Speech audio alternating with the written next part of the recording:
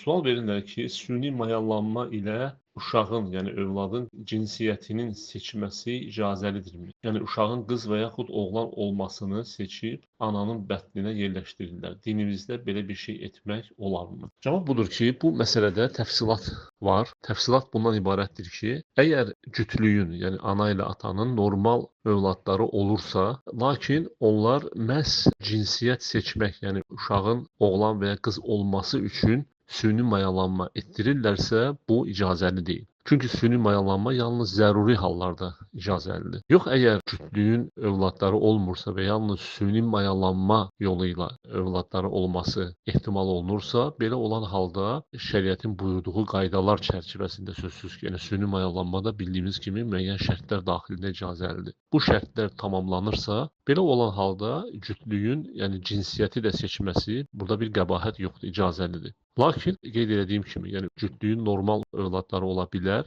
lakin bunlar məhz övladı seçmək üçün, yəni süni mayalanma edirlərsə, bu düzgün deyil. Çünki süni mayalanma yalnız zəruri hallarda icazəlidir.